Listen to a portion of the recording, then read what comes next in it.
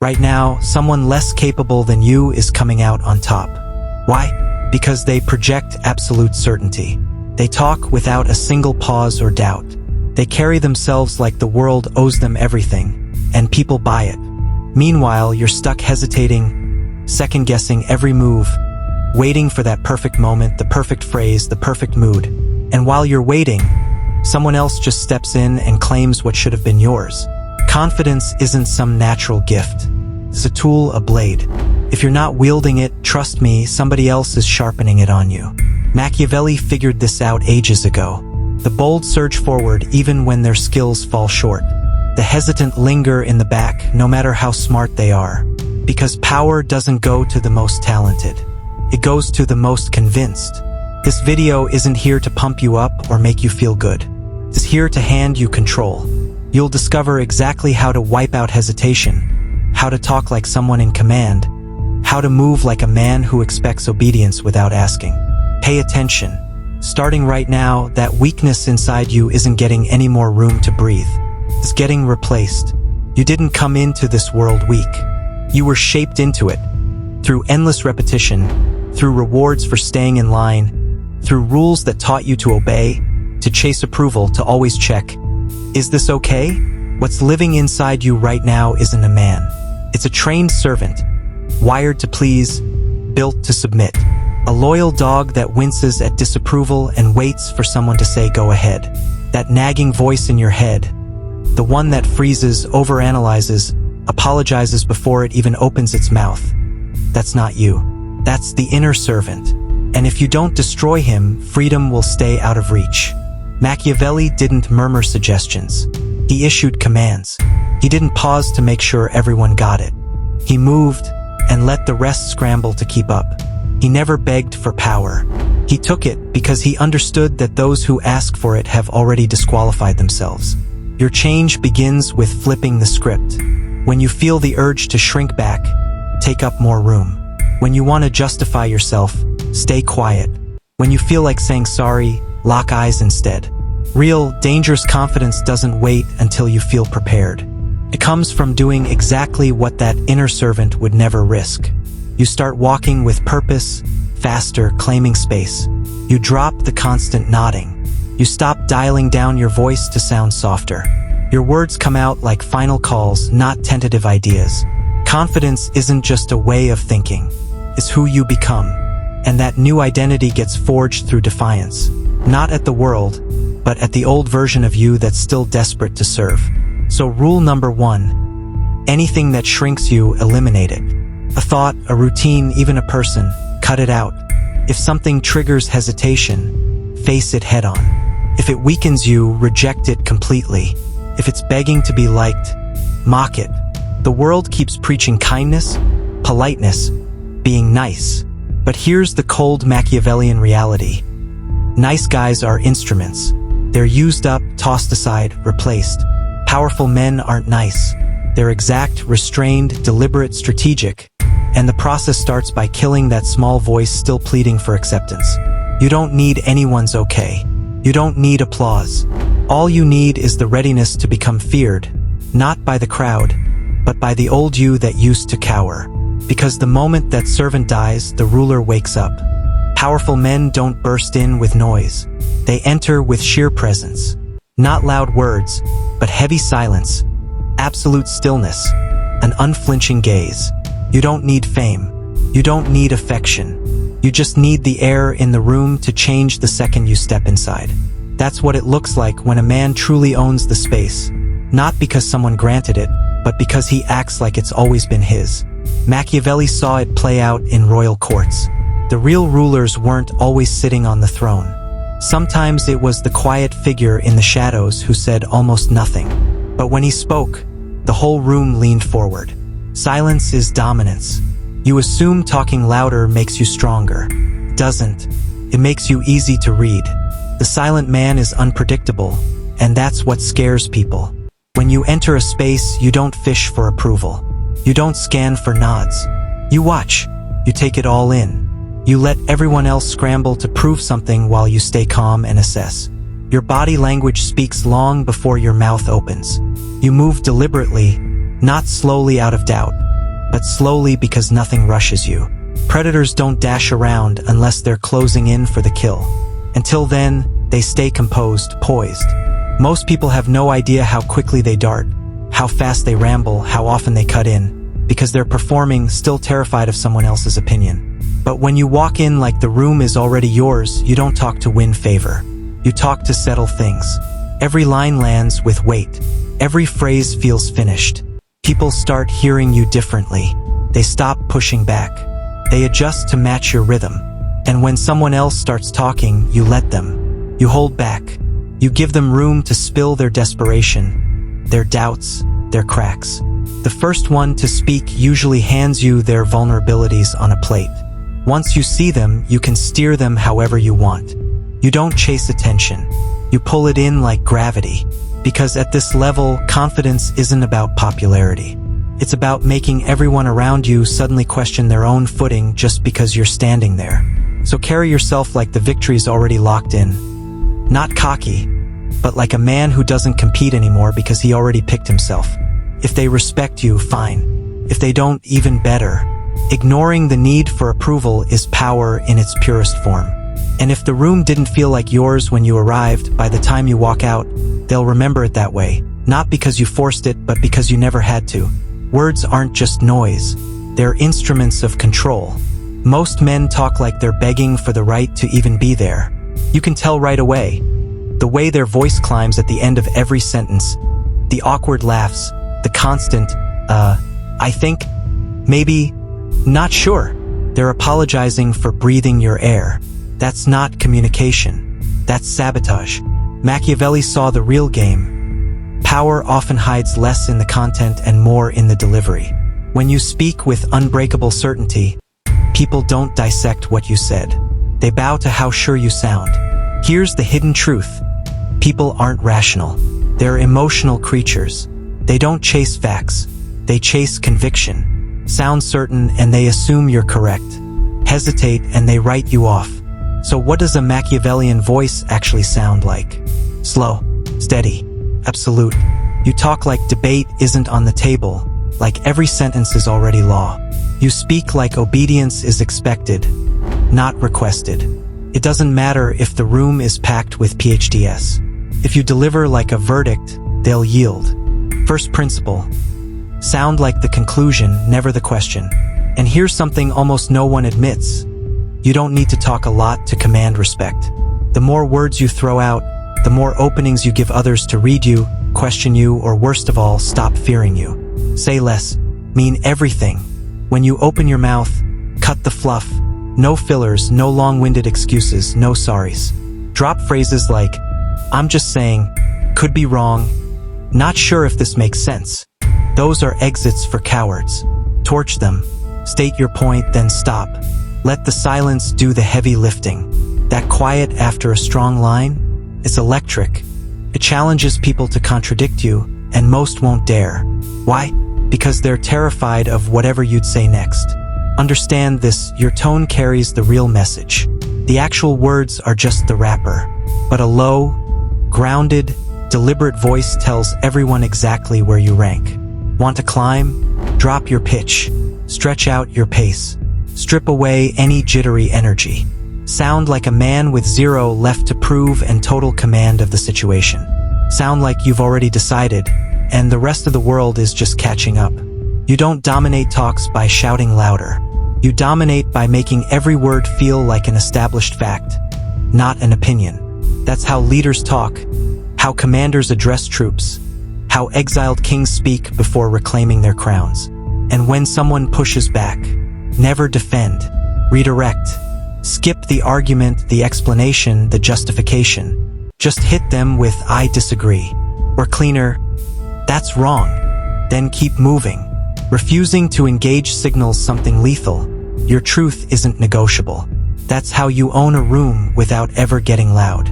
Confidence has nothing to do with volume. It has to do with weight, the unseen force behind what you say, the quiet assumption that when you speak, listening happens. When you talk, the space should shift, not from yelling or swagger, but from rock-solid certainty. You're not fighting to prove you're right. You're speaking like being wrong isn't even possible. You're not begging to be heard. You're talking like agreement is inevitable whether they like it or not. That's real power. From now on, either speak that way or say nothing at all. Confidence without mastery is just show. You can stand tall, sound sharp, move with authority, but if one sharp comment still rattles you, you're not strong. You're vulnerable. This is where almost every man breaks.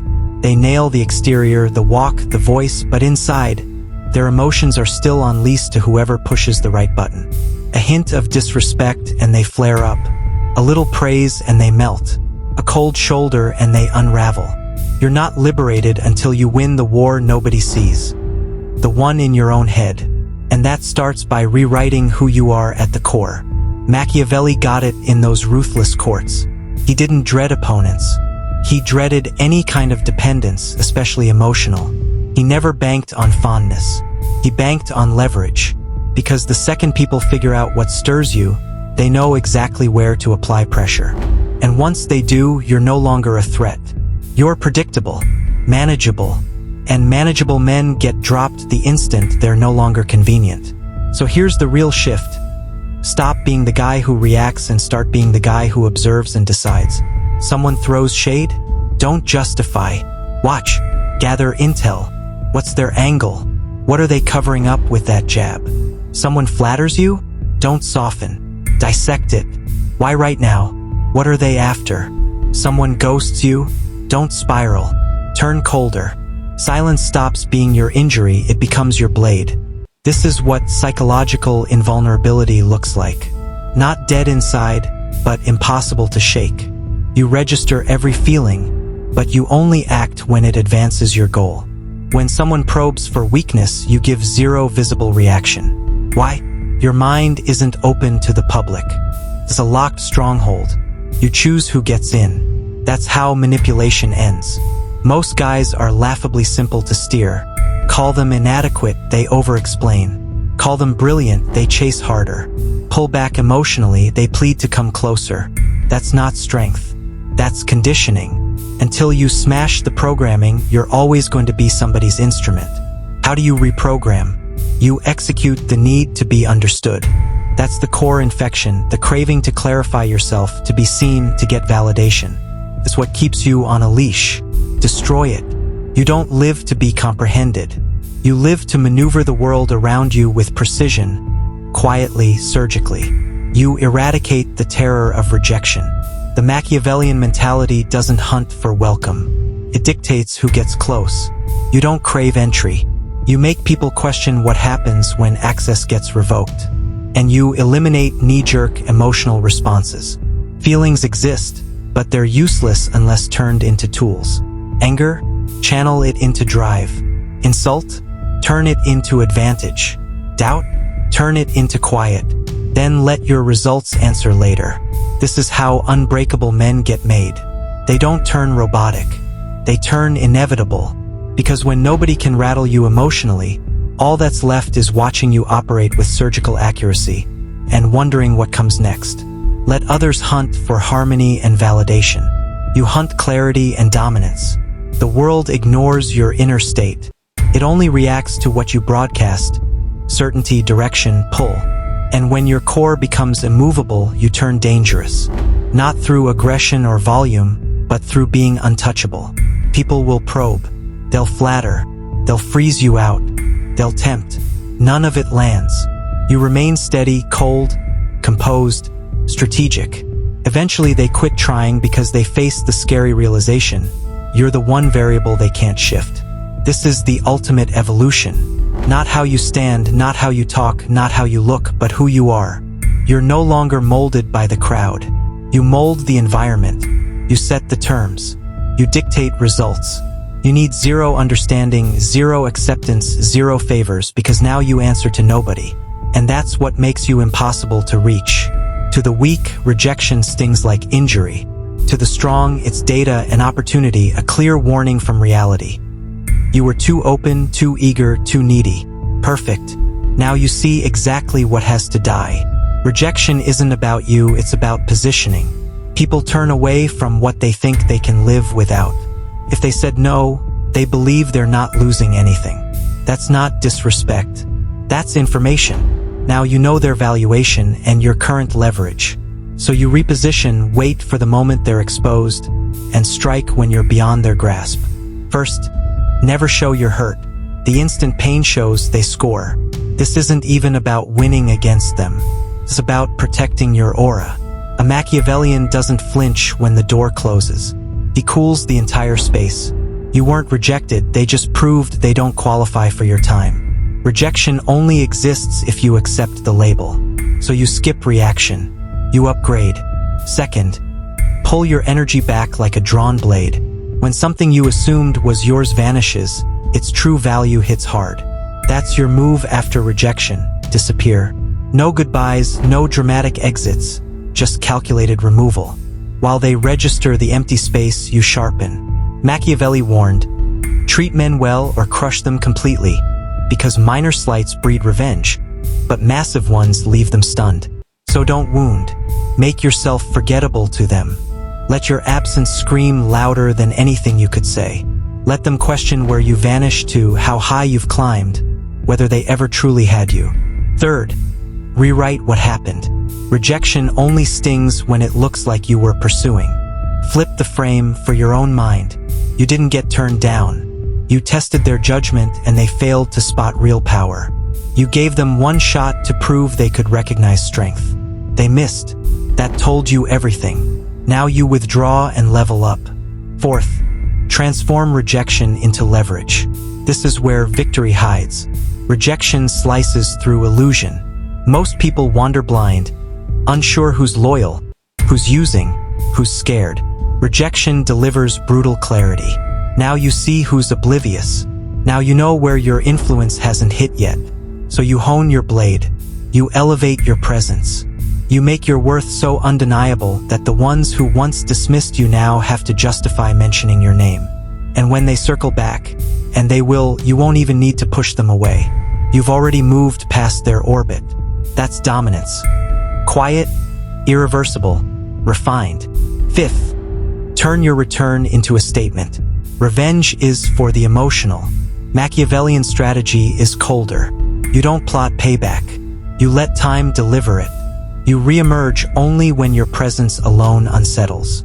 When your wins are impossible to ignore, when the rejecter watches you command the exact arena they thought you'd never touch, you stay silent. No biternis, no jabs, no gloating. Maybe a brief look, maybe nothing, because now you're not seeking entry. You're defining the bar. Last point, rejection isn't loss. It's the crucible, the sieve, the forge that reveals what must freeze, what must be severed, who must stay behind. So burn this in, you weren't rejected. You were rerouted toward a self that never repeats itself, never wavers, never waits to be picked. Now build quietly, return unstoppable. Even if they tried, they couldn't turn you away. You've been reconstructed, not motivated, not uplifted, rebuilt at the foundation. You eradicated doubt not with feel-good phrases, but with relentless movement. You stopped waiting for readiness. You acted. You learned power doesn't reward perfection. It rewards audacity. You took rejection and burned it for fuel. No more begging for approval. Now others feel what it costs to lose access to you. You turned rare, deliberate, quiet, and it registered. You quit walking into spaces hoping for welcome. Now you claim them with presence, stance, and exactness. You no longer open your mouth to get noticed. You speak like disagreement comes at a price nobody wants to pay. Above everything, you rewired who you are. You're no longer obvious. You're no longer swayable. You've turned emotionally unreachable. They can't bait you. They can't lure you. They can't rattle you because you answer to nobody anymore. And that makes you impossible to erase. That's how legends form. Not through shouting or spotlight. Through heavy silence, ice-cold clarity, unrelenting discipline. You don't broadcast your change. They sense it in your stride, in your voice, in the space you leave behind. You've become the man watched in quiet awe. The one who chased is now pursued. The one who asked now dictates. The one who once craved approval has become the measure. So no, this wasn't simply about confidence. This was about total dominance, mental, emotional, psychological. You're not here to blend. You're here to shift the board. reshape the atmosphere, linger in their thoughts even when you're gone. Legends don't plead. They don't clarify. They simply exist and reality bends to fit. Final order. Smash like if you're finished chasing. Subscribe if you're prepared to become the kind of man no one can steer, no one can read, no one can erase from memory. Because this isn't feel-good advice. This is conflict, and you've just turned yourself into the weapon.